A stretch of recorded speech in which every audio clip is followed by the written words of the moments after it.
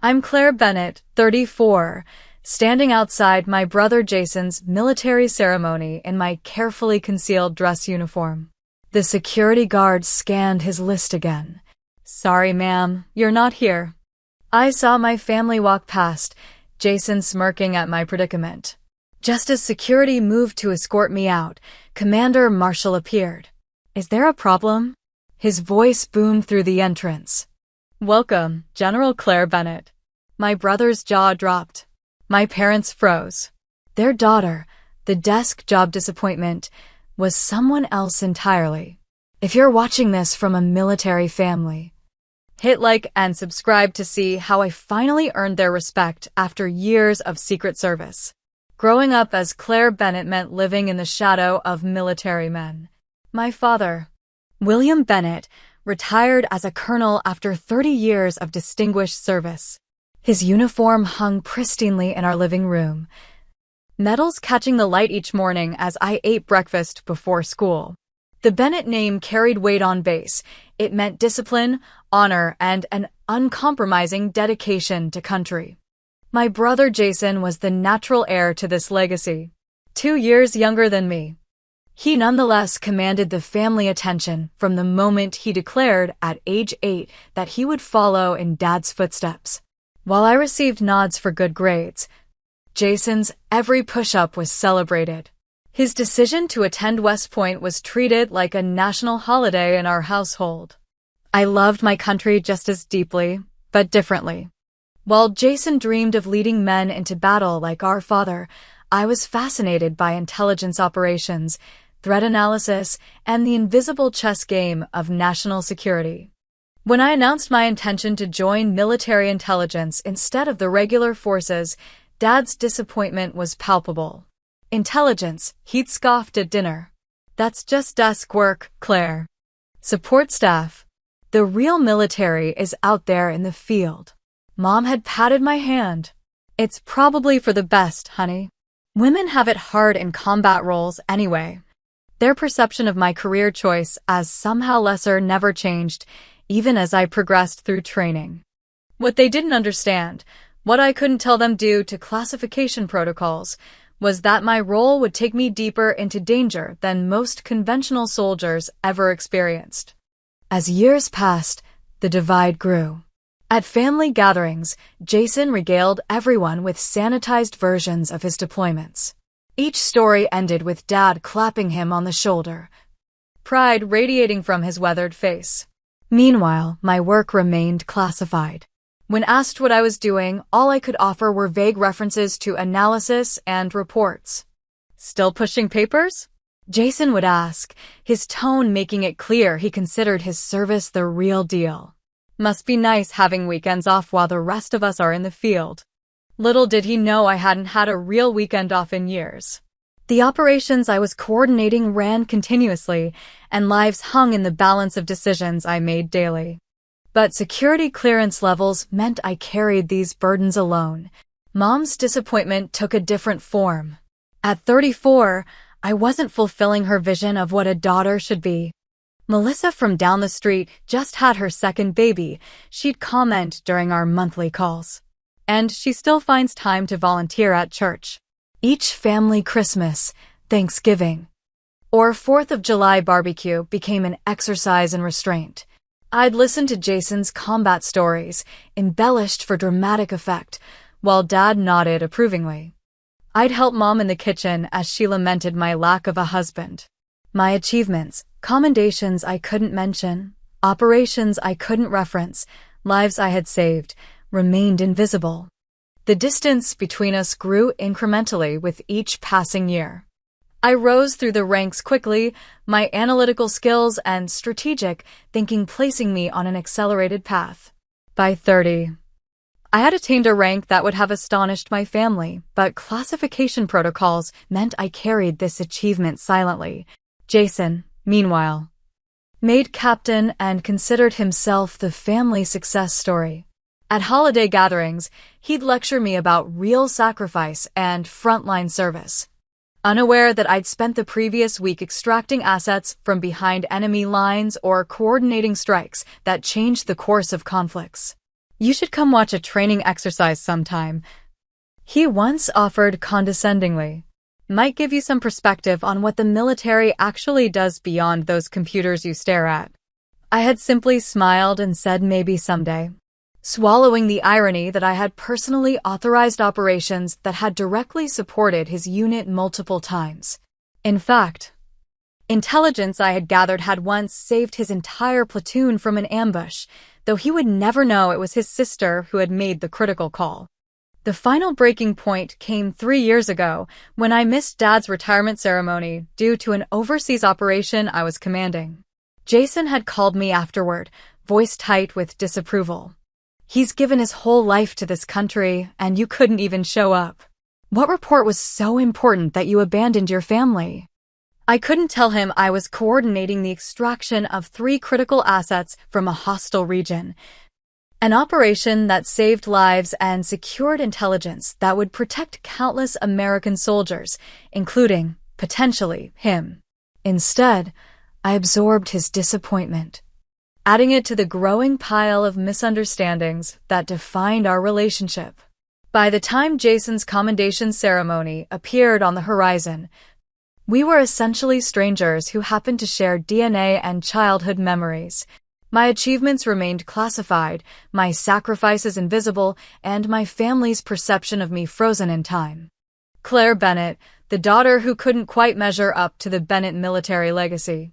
The invitation to Jason's commendation ceremony arrived via email, forwarded by Mom with a brief note. Jason's being honored for exceptional service. Family should be there. Dad's giving a speech. No request for RSVP, just the assumption I would attend as the supportive sister. Relegated to the background as the Bennett men took center stage once again. I stared at the formal invitation, embossed with the Army insignia. Captain Jason Bennett would receive the Silver Star for Valor during Operation Mountain Shield. The ceremony would take place at Fort Bragg, with full military honors. My brother had indeed served with distinction, leading his men through a dangerous extraction under heavy fire. I felt genuine pride in his accomplishment, complicated by the familiar sting of being perpetually overshadowed. That evening, as I contemplated whether to attend, my secure line rang. Few people had this number, and calls on it never brought casual conversation. General Bennett, Commander Marshall's voice was crisp and formal over the encrypted connection. Commander, I acknowledged, automatically sitting straighter though no one could see me. I understand your brother is being honored next month at Fort Bragg. I blinked in surprise. Yes, sir. How did you? I'll be presiding over the ceremony, he explained. But there's something you should know. The Joint Chiefs have authorized the declassification of Operation Shadowcast. Your role as Operation Commander will be publicly recognized. My heart skipped. Operation Shadowcast had been the most significant achievement of my career, a complex, multifaceted intelligence operation that had neutralized a major terrorist network without a single American casualty. But like everything else I'd accomplished, it had remained classified, recognized only by those with the highest security clearances. Sir, are you saying? We're awarding you the Distinguished Service Cross, General Bennett, at the same ceremony as your brother. The irony wasn't lost on me. After years of my family dismissing my military contribution, they would witness my recognition at the very event intended to celebrate Jason. Your family doesn't know about this, do they? Commander Marshall asked, though he clearly knew the answer. Classification protocols, sir. They believe I work a desk job in intelligence analysis. His chuckle held understanding. Well, General, I believe they're in for quite a surprise. After hanging up, I sat in silence, contemplating the upcoming ceremony with a mix of vindication and apprehension. Part of me wanted to warn my family, to prepare them for the revelation. But another part, the part that had endured years of dismissal and condescension, wanted to see their unfiltered reaction. In the weeks leading up to the ceremony, I prepared methodically, as I did for any operation. I had my dress uniform pressed, each medal and insignia positioned precisely according to regulation. I would arrive separately from my family, maintaining the charade until Commander Marshall made the announcement. The morning of the ceremony dawned bright and clear. I drove to Fort Bragg alone, my stomach tight with anticipation. As I approached the security checkpoint, I deliberately kept my highest insignia covered by my jacket.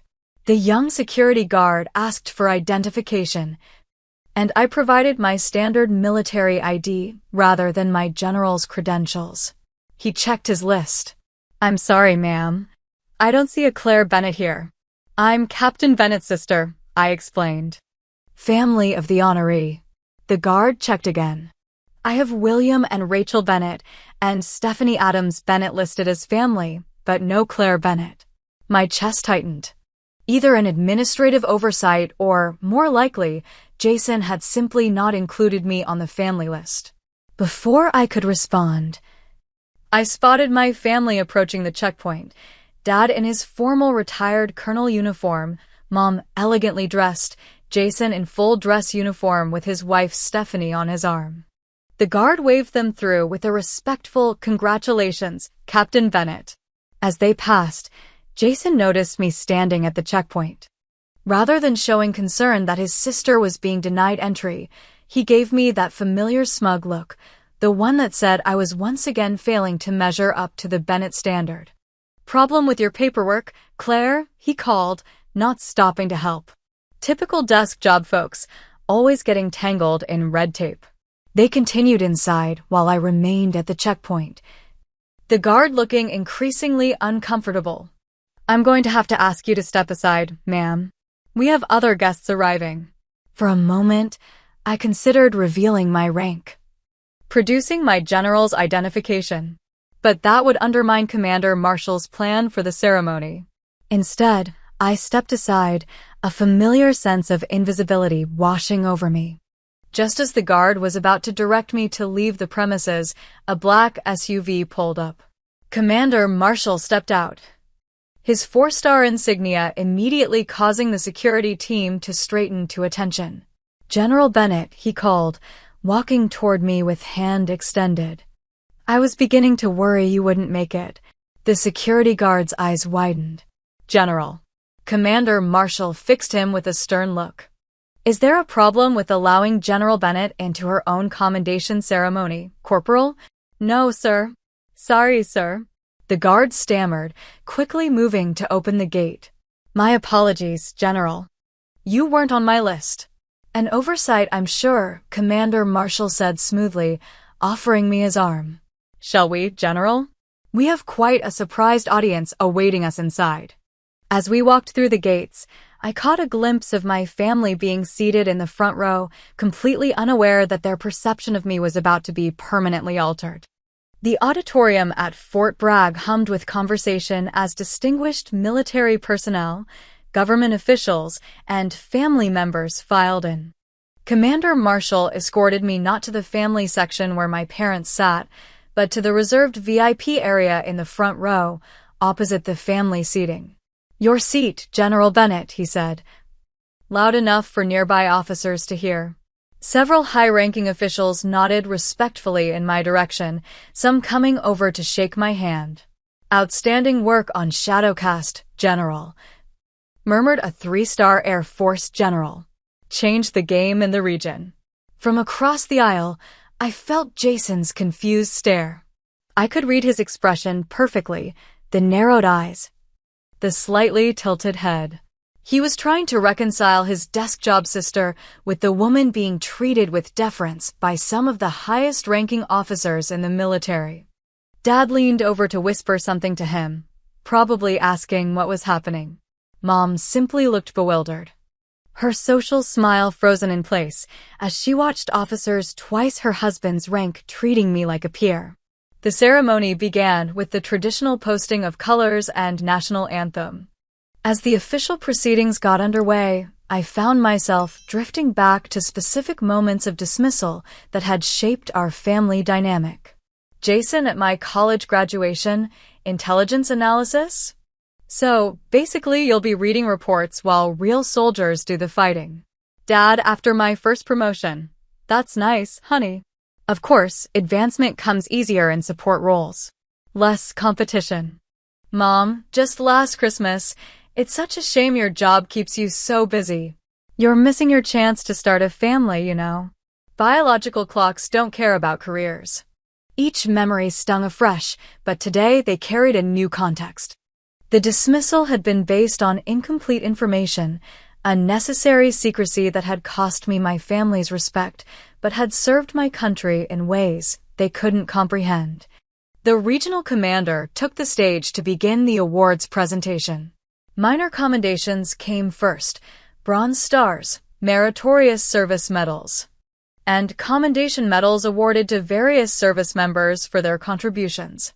Then came the moment for Jason's recognition. He rose confidently at the announcement of his name, striding to the stage with the assurance of someone who had never doubted his place in the world. Captain Jason Bennett announced the regional commander. For extraordinary heroism while engaged in military operations against hostile forces, we award you the Silver Star. The citation detailed Jason's actions, leading his platoon through an intense firefight to extract endangered civilians, maintaining calm under pressure, and ensuring zero casualties among his men despite being wounded himself. It was genuinely impressive service, worthy of recognition. Jason accepted the medal with a practiced humility that nonetheless failed to completely mask his pride. He stepped to the microphone for his acceptance speech. This honor belongs not just to me, but to the brave men who served under my command, he began. Their courage and dedication made our mission possible. He thanked his commanding officers, his fellow soldiers, and then turned to personal acknowledgments. I want to thank my father, retired Colonel William Bennett, whose example of service and sacrifice has guided my military career. Everything I am as a soldier, I learned from him. Dad beamed from the family section, chest puffed with pride. To my mother, Rachel, whose strength as a military wife and mother taught me resilience. Mom dabbed at her eyes with a handkerchief. And to my wife, Stephanie, whose support never wavers, even during my longest deployments. His wife smiled adoringly from her seat beside my parents. I waited for my name, for some acknowledgement of his sister who had served alongside him, albeit in a different capacity. But Jason concluded his speech without a single mention of me. Not even the cursory, and to my sister, that basic family courtesy might have demanded. It shouldn't have hurt after all these years of distance, but somehow the public omission cut deeper than our private estrangement ever had. Jason returned to his seat to enthusiastic applause, accepting congratulatory handshakes as he passed. He didn't look in my direction once. As the applause died down, Commander Marshall took the stage. His presence commanded immediate attention, the room falling into respectful silence. Before we conclude today's ceremony, he said, his voice filling the auditorium, we have one final and most important recognition to present. The audience straightened in their seats. A final award after the Silver Star suggested something of significant importance. Few among us serve in capacities where their greatest achievements must remain unknown, even to their families, Commander Marshall continued. Where years of sacrifice and extraordinary heroism go unrecognized due to the classified nature of their work. I felt my heart begin to race as Commander Marshall's gaze found me in the audience. Today, with the declassification of Operation Shadowcast, we have the rare privilege of publicly acknowledging one such individual. From the corner of my eye, I could see my family's confusion. This wasn't on the program they'd been given. Ladies and gentlemen, Commander Marshall's voice rose with formal gravity. It is my distinct honor to invite to the stage the commanding officer of Operation Shadowcast, the architect of one of the most successful counterterrorism operations in our nation's history. He paused, his eyes moving deliberately to my family. General Claire Bennett. Who's she? I heard Jason whisper loudly to my father as I rose from my seat. The auditorium erupted in thunderous applause. Military personnel throughout the room immediately stood, creating a cascading standing ovation that rippled from the front rows to the back of the hall. These were people who understood exactly what Operation Shadowcast had entailed, the risks, the complexity, the lives saved. Only my family remained seated, frozen in shock, as I walked toward the stage. My steps were measured, deliberate, the walk of someone accustomed to command. I felt Jason's eyes following me, his expression cycling rapidly through confusion, disbelief, and something approaching horror as the reality of who I was began to sink in. Commander Marshall waited at center stage, holding a small case containing the Distinguished Service Cross, the nation's second-highest military decoration, awarded for extreme gallantry and risk of life in combat operations. As I climbed the steps to stand beside him, the applause continued unabated. General Claire Bennett. Commander Marshall began once the audience finally quieted, has served her country with extraordinary distinction for 15 years, rising through the ranks to become the youngest woman ever to achieve the rank of Brigadier General in the United States Army. I stood at parade rest, my face composed despite the emotions churning beneath the surface. From this vantage point, I could see my family clearly, Dad's mouth slightly open, Mom clutching her purse with white knuckles. Jason's face flushed with color. For security reasons, much of General Bennett's service record remains classified, Commander Marshall continued. But today, we can acknowledge her role as the commanding officer of Operation Shadowcast, a complex counterterrorism initiative that successfully dismantled the Al-Rashid network without a single American casualty. As Commander Marshall spoke, my mind flashed back to the reality behind those sanitized words. 3 years of meticulous intelligence gathering, sleepless nights coordinating assets across 11 countries. The constant weight of knowing that any miscalculation could cost not only the lives of my operatives, but potentially thousands of civilians. The isolation of command, magnified by the classification level that prevented me from sharing my burden with anyone outside the operation. General Bennett personally coordinated the extraction of key intelligence assets from hostile territory, often placing herself in direct danger to ensure mission success. What the commander couldn't say was that I had been on the ground for the most critical phase of the operation. When our primary asset was compromised, I had made the decision to go in myself rather than risk another operative who lacked my language fluency and regional knowledge.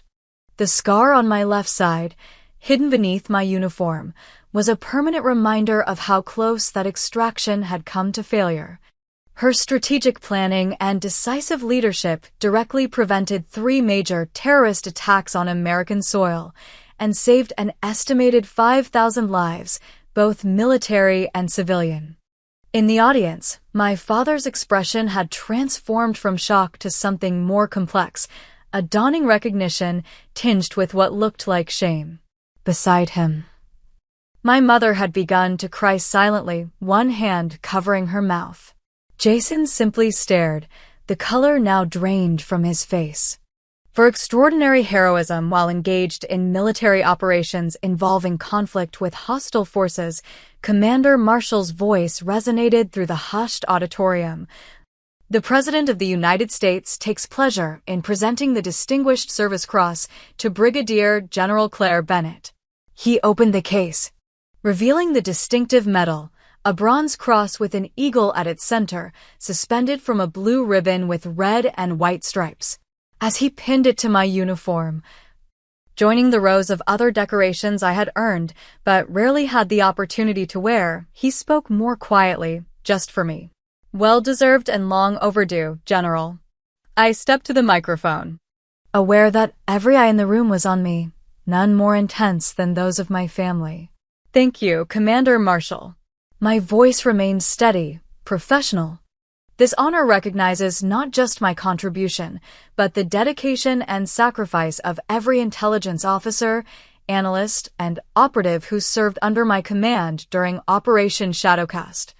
Their courage and commitment, often undertaken in complete anonymity, exemplify the highest traditions of military service.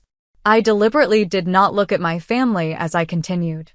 In intelligence work, we understand that recognition is rarely public.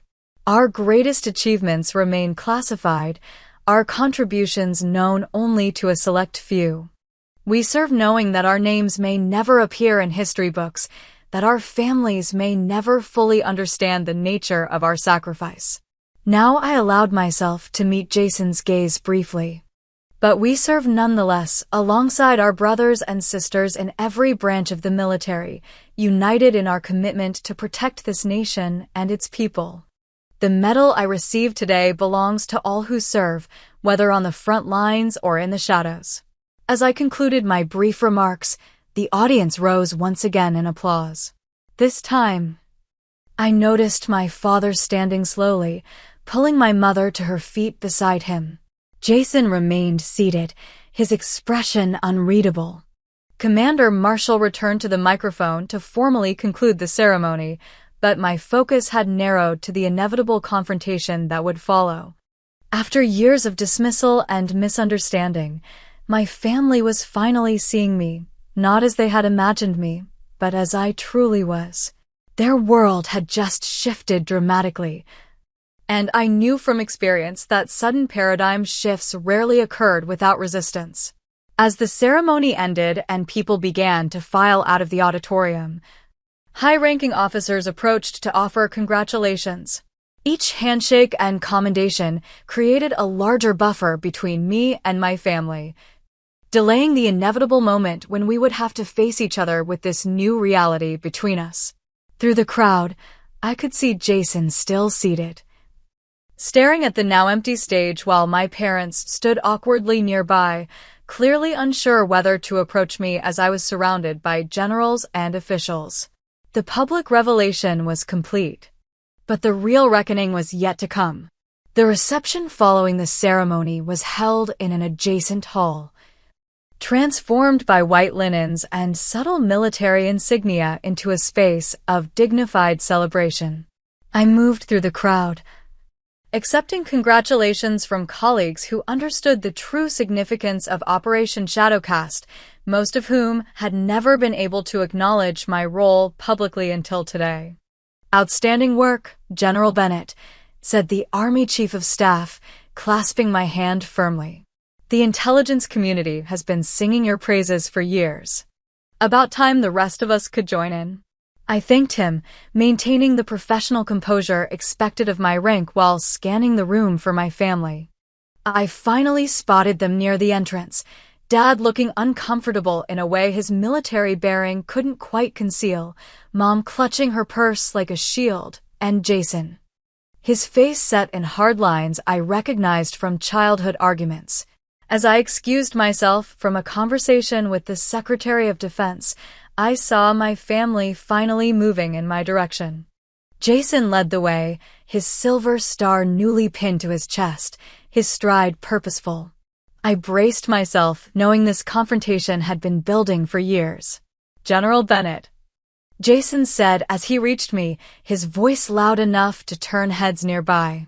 The formal address carried a bitter edge. "Or should I still call you Claire?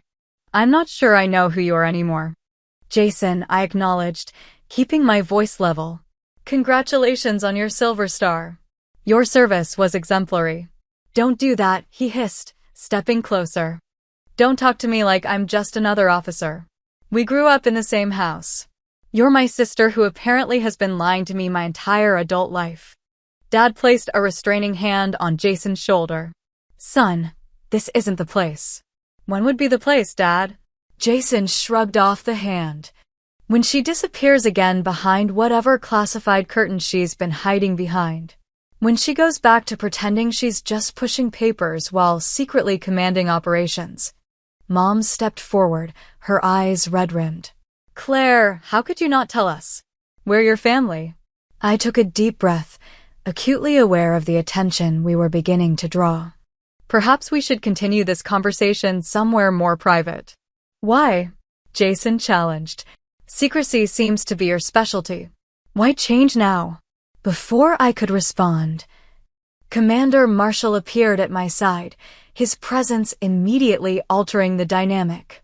Captain Bennett, he addressed Jason with quiet authority. I believe your sister suggested a private venue for family discussions. That seems appropriate, doesn't it?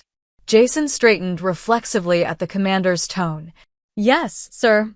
Commander Marshall gestured to a small conference room off the main hall. You're welcome to use that space, General Bennett. I nodded gratefully.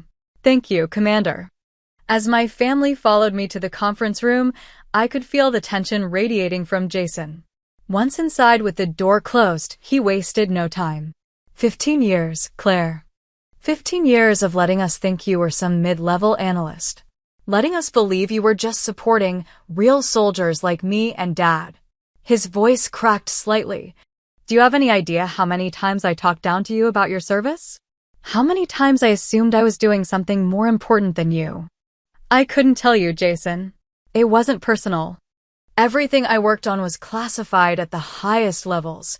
Bullshit, he spat. You could have given us some idea. You let me believe I was the successful one. The one continuing the Bennett military tradition, while you were what? Running covert operations? Commanding intelligence missions? Becoming a general? Dad stepped forward. His expression a complex mixture of pride and confusion. Claire, help us understand. All these years, we thought. You thought I couldn't measure up. I finished for him. The words emerging more sharply than I'd intended.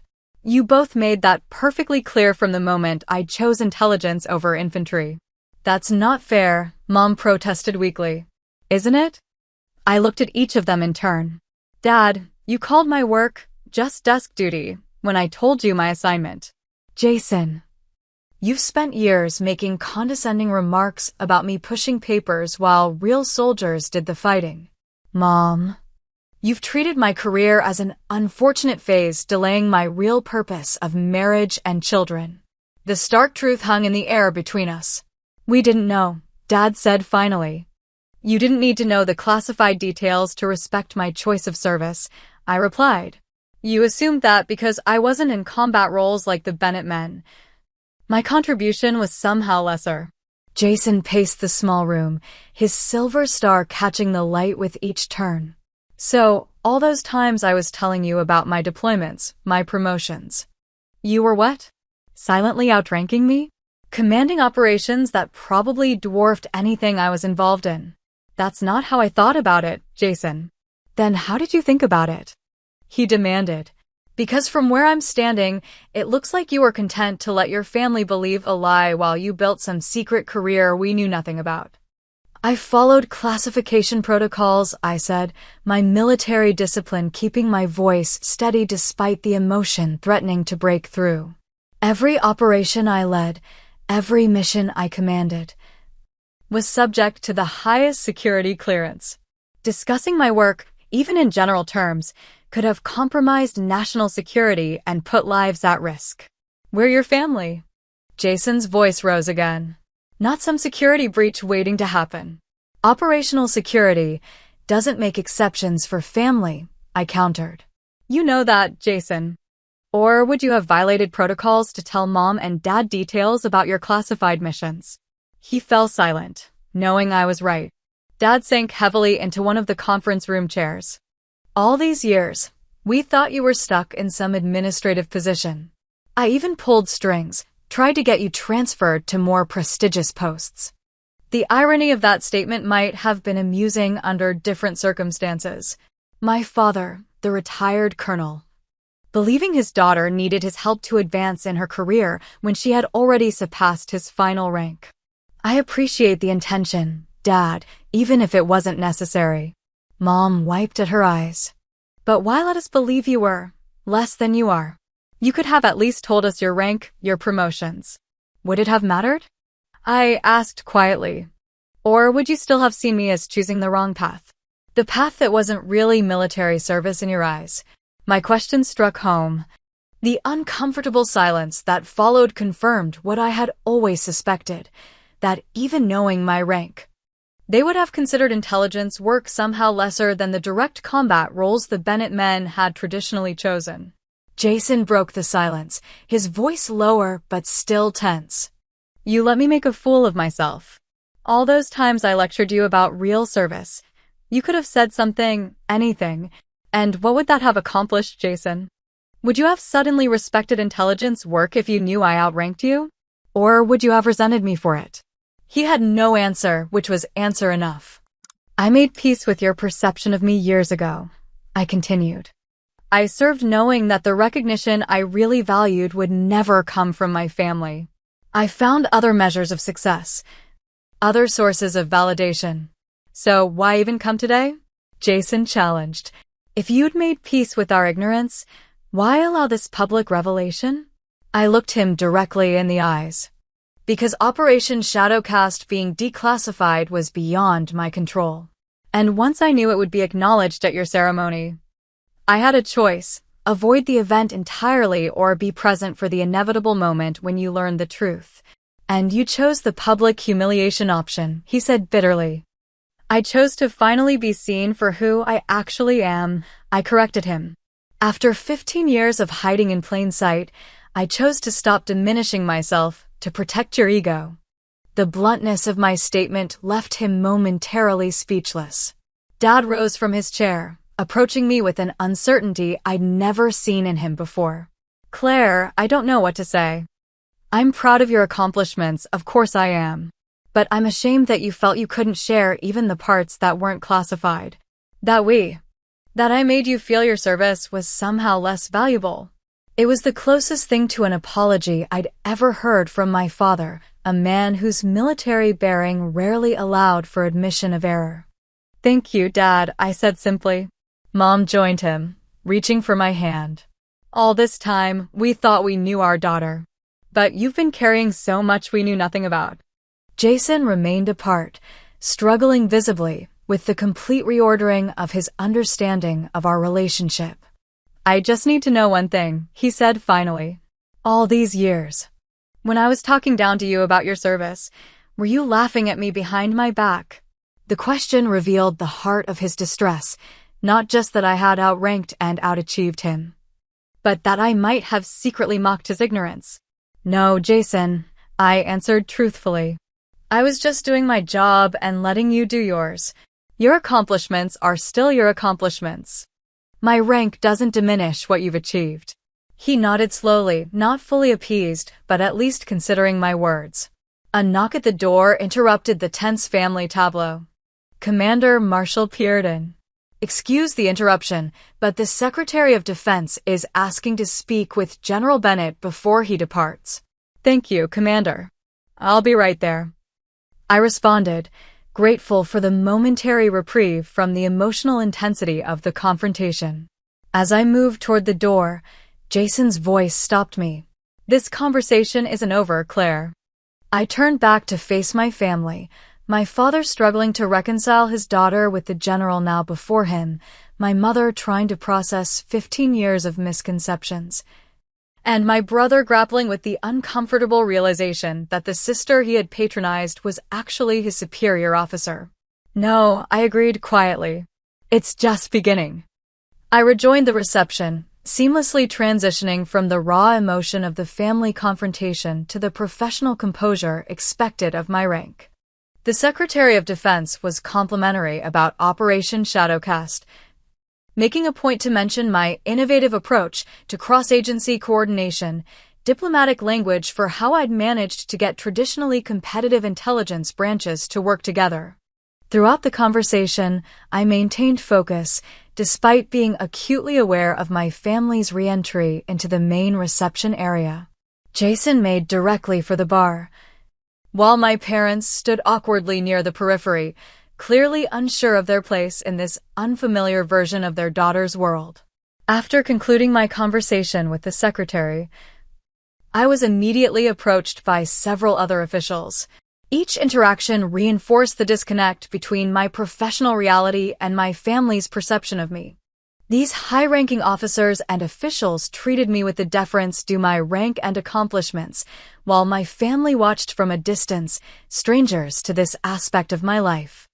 I excused myself from a conversation with the NATO intelligence liaison to get a glass of water, finding myself momentarily alone. The brief respite ended when Jason appeared beside me, drink in hand, his expression tightly controlled. "Your admirers seem very impressed with you, General," he said, the formality still carrying that edge of bitterness. "Jason, this isn't the place to continue our discussion." "No? Seems like the perfect place to me.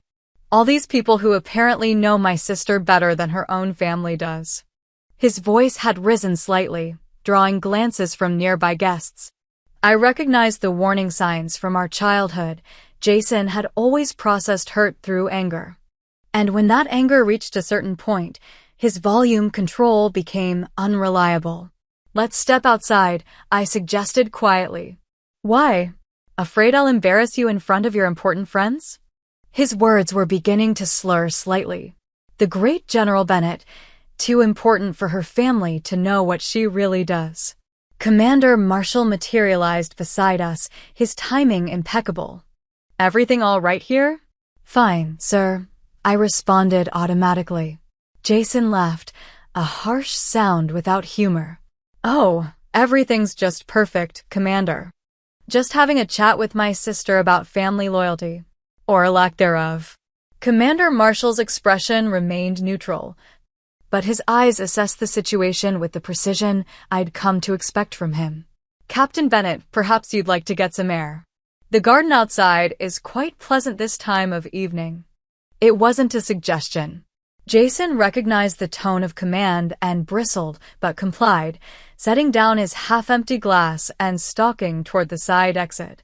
Commander Marshall gave me a slight nod, and I followed, aware that he had just deftly prevented a potentially embarrassing public scene. The garden was small but well-maintained, with stone benches positioned along a central path. Dad and Mom had apparently seen us leave and followed, creating an unintended family reunion beneath the waning daylight. "Go ahead, Claire," Jason said as soon as the door closed behind us. "Explain to us why you let your family believe a lie for 15 years. "It wasn't a lie," I said, maintaining my composure despite his provocative tone. "It was operational security. Everything I worked on was classified. I couldn't discuss my actual role, my missions, or even my rank in most cases." "Bullshit." Jason's control finally snapped. "You could have told us something. Anything other than letting us think you were some minor analyst while you were actually commanding operations." "Jason," Dad stepped forward, his hand on my brother's shoulder. "Lower your voice." "Son, why should I?" Jason shrugged off the hand. "She let you think she was a disappointment, Dad. She let us all believe she couldn't measure up to the Bennett name, when all along she was becoming a goddamn general." The raw hurt in his voice cut through my professional detachment. This wasn't just about his pride. It was about feeling deceived by someone he trusted. "I followed the protocols I was bound by," I said more gently. "But you're right that I could have pushed back more when you diminished my service. I could have corrected you when you assumed intelligence work was just pushing papers." "Then why didn't you?"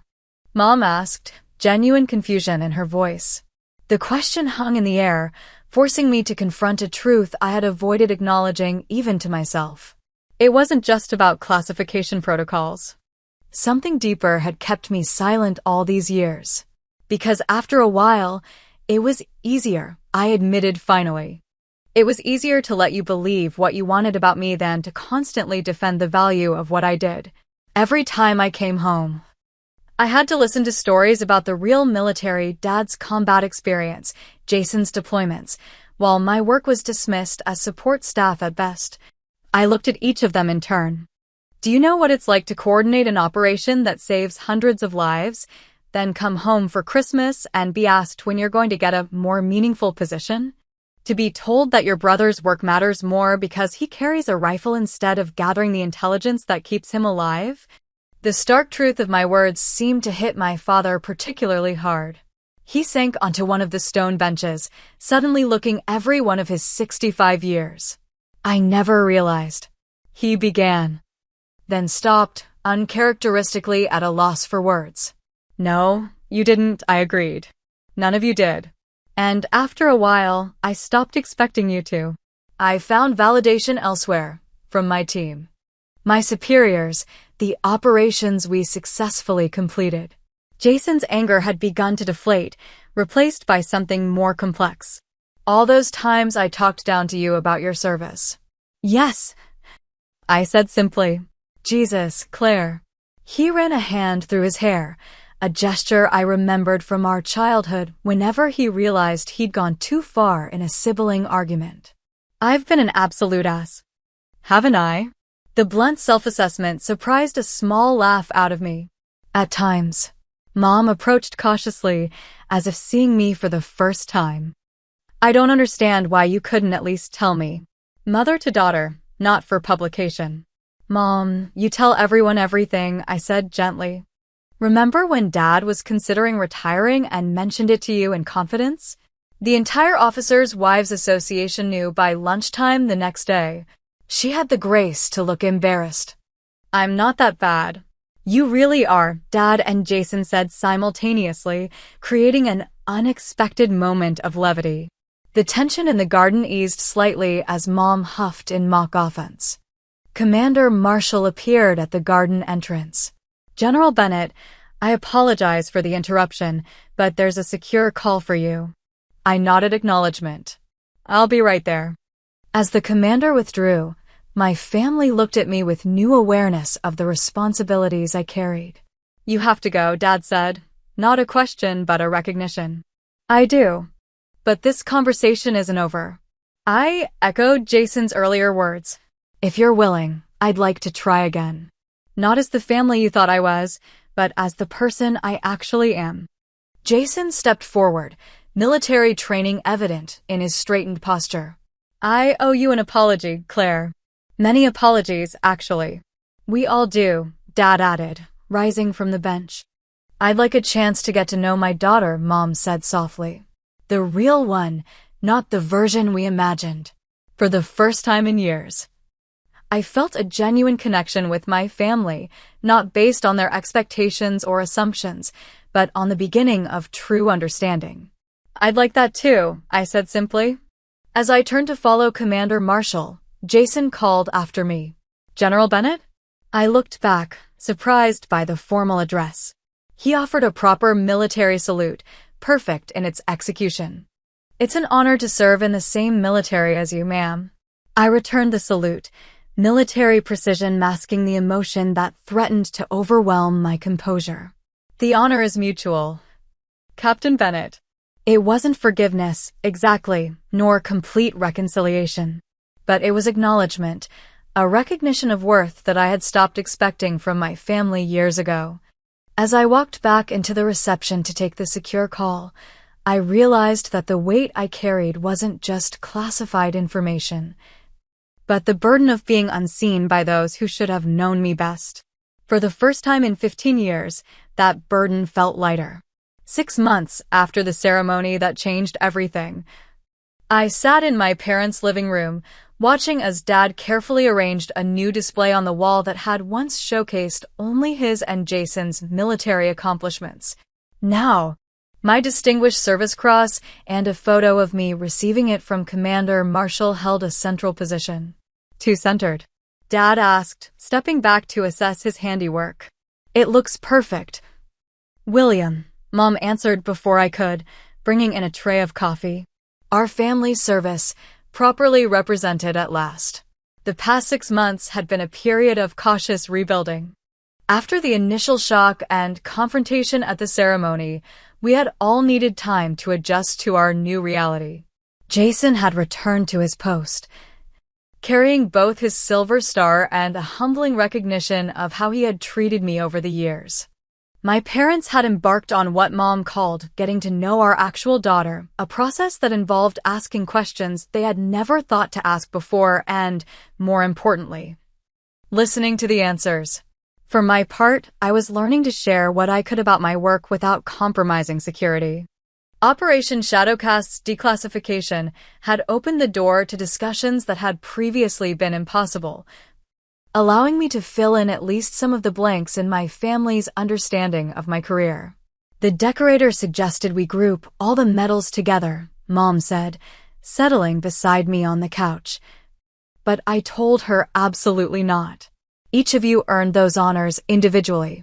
They deserve their own space. This was new territory for Rachel Bennett, treating my accomplishments with the same reverence as those of the men in the family. The change hadn't happened overnight, and occasionally she still slipped into old patterns, asking about my dating life with more enthusiasm than my recent operation in Eastern Europe. But she was trying, and that effort meant more than she knew. Jason arrived shortly after, his wife Stephanie beside him. Their dynamic had shifted too. She had been almost comically horrified to discover she had been condescending to a brigadier general at family gatherings, asking if I enjoyed my little office job while she supported Jason's real military career. General Bennett, Jason greeted me with the half-serious, half-teasing salute that had become our new normal. Captain, I returned with equal measures of formality and warmth. Stephanie hugged me, whispering, I'm still mortified about all those times I tried to set you up with my cousin because I thought you needed something more fulfilling than your job. I laughed, genuinely amused rather than hurt by the memory. To be fair, your cousin is a doctor. He would have been quite a catch. Yes, but he talks exclusively about golf. You would have been bored senseless in the first 10 minutes. This easy banter was new, a relationship built on who I actually was rather than who they had assumed me to be. Dad called us to the dining room, where he had prepared his specialty, steaks grilled to perfection, a skill honed through countless military-based barbecues. As we settled around the table, I noticed subtle changes in our family configuration. Where once Jason had been positioned as the center of attention, now we were arranged as equals, different branches of service, different ranks, but equal in contribution and worthy of similar respect. I spoke with Commander Marshall yesterday, Dad mentioned as he served the food. He said the expansion of your intelligence division has been approved. This was another change, my father taking genuine interest in my career, seeking updates through his military connections about the parts of my work that weren't classified. It has, I confirmed. We're incorporating new cybersecurity protocols that should enhance our field operations considerably. Claire's team developed the framework that's being adopted across all intelligence branches. Jason added, a note of pride in his voice that would have been unimaginable 7 months earlier. Mom raised her glass to the Bennett family tradition of service, in all its forms. We clinked glasses, the simple toast acknowledging a broader definition of military contribution than had previously been recognized in this household. After dinner, Jason and I found ourselves alone on the back porch, watching the sunset paint the sky in shades of orange and pink. The silence between us was comfortable now, lacking the tension that had characterized our interactions for so many years. I've been thinking a lot about perception, he said finally. About how I saw you versus who you actually were. And? I prompted when he paused, and I realized something pretty uncomfortable. He turned to face me directly. My dismissal of your service wasn't really about what you did. It was about maintaining my position in the family. If I acknowledged that intelligence work was just as valuable as combat roles, then I'd lose my special status as the one continuing Dad's legacy. The self-awareness surprised me. That's remarkably insightful, Jason. He laughed. Therapy, Stephanie insisted after the ceremony. Said I had unexamined assumptions about gender roles in military service. Smart woman, your wife. Yeah. He looked back at the sunset. She also pointed out that I never once considered that you might have chosen intelligence work because you were actually better suited for it than infantry.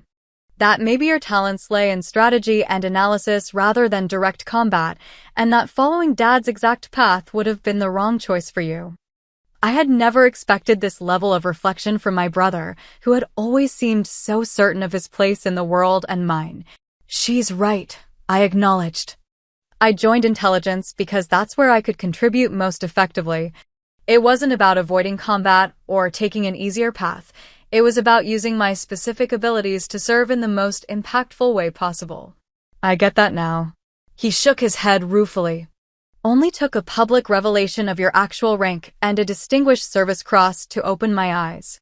We laughed together, the sound carrying into the gathering dusk. Inside, I could see Mom showing Stephanie old family photos, likely embarrassing ones of Jason and me as children. Dad was pouring after-dinner drinks, his movements precise and measured as always. This was my family, flawed, sometimes frustrating, but finally beginning to see me clearly. The road to this moment had been long and often painful. For years, I had carried the double burden of my classified work and my family's dismissal of its value. I had learned to find validation in my accomplishments rather than their recognition, to measure my worth by standards they couldn't see or understand. That separation had come at a cost, a distance that couldn't be bridged while so much of my life remained hidden. But it had also taught me something invaluable about identity and self-worth that I might never have learned otherwise. You know what's strange? I said to Jason. In some ways, I'm grateful for those years when you all underestimated me. He looked at me skeptically. Seriously? They taught me to define myself by my own standards, not by anyone else's perception. When external validation wasn't available, I had to find it internally. That's a powerful thing to learn.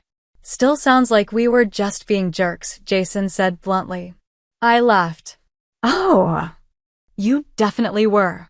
But it forced me to become more self-reliant, more certain of my choices, even when they weren't understood or valued by the people whose opinion I cared about most.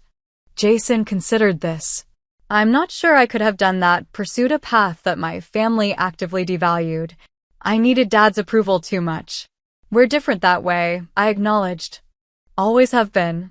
We fell silent again, watching as the last sliver of sun disappeared below the horizon, leaving behind a sky transitioning from fiery orange to deepening blue.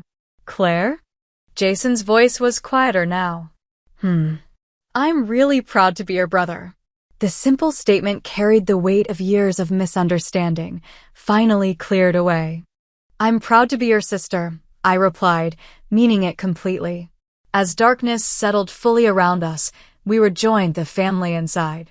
The conversation flowed more easily than it ever had, moving between military topics, family memories, and future plans with a new balance that included my perspective as naturally as those of Dad and Jason.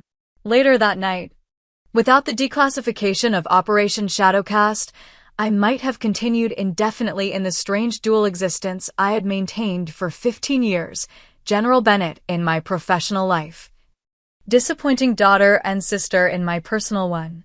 The lesson wasn't simply about being recognized for my accomplishments, though that validation from my family was healing in ways I hadn't anticipated. The deeper understanding was about authenticity, the power of being fully seen and accepted for who you actually are, not who others assume or wish you to be. For years, I had told myself that my family's perception didn't matter, that I had moved beyond needing their understanding or approval. But the relief and wholeness I felt now that those barriers had fallen revealed the cost of that separation. We need to be known, truly known, by those we love. Not necessarily in every detail. Some aspects of my work would always remain classified, but in our essential nature, our true value. I had learned to define my worth independently of external validation, a valuable skill that had carried me through years of unacknowledged service. But there was also profound peace in finally bringing those separate worlds together, in being General Claire Bennett to my family as well as my colleagues, in having my whole self recognized rather than just the parts one could safely reveal. As I pulled into my parking space, my phone chimed with a text from Mom. So wonderful to have all my children's accomplishments to brag about at the officers' wives' luncheon tomorrow. Love you, General Daughter. Red heart. I smiled, typing back. Just don't reveal any state secrets, Mom. Some things are still classified. Her response came immediately. I'll only tell them you're the most brilliant intelligence officer in the Army. That's just fact, not classified. See you Sunday. Dad's grilling again. The simple exchange warmed me in a way that my numerous commendations never had. Not because my mother's approval meant more than professional recognition, but because it represented the integration of my complete self, the personal and professional. The visible and hidden aspects of my identity finally aligned. The journey hadn't been easy. Years of feeling diminished and misunderstood had left marks that wouldn't disappear overnight. But as I unlocked my door, I felt lighter than I had in years, freed from the burden of compartmentalizing my life so completely. The greatest battles we fight aren't always the ones that earn medals. Sometimes they're the internal struggles to remain true to ourselves even when those closest to us don't understand or value our chosen path. I had won that battle long before the ceremony that revealed my rank to my family, not by convincing them of my worth, but by remaining certain of it despite their perception. That was perhaps the most valuable lesson of all, that true strength comes not from external validation, but from an unshakable inner knowledge of who you are and the value of what you contribute. The recognition is welcome when it comes, but it isn't what defines you. I am General Claire Bennett, daughter, sister, intelligence officer, leader. All of these identities are now integrated into a whole that my family finally sees and acknowledges. But I was always all of these things, even when the recognition wasn't there.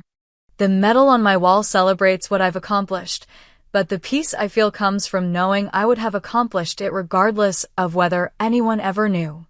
Have you ever had to keep part of yourself hidden from those closest to you? Whether for professional reasons like mine or personal ones, how did you maintain your sense of self-worth when important aspects of your identity went unrecognized? Share your experiences in the comments, and if this story resonated with you, please like, subscribe, and share with others who might find strength in it. Remember, your value exists independently of others' perception of it, but there's a special kind of healing that comes when the world finally sees you as you truly are.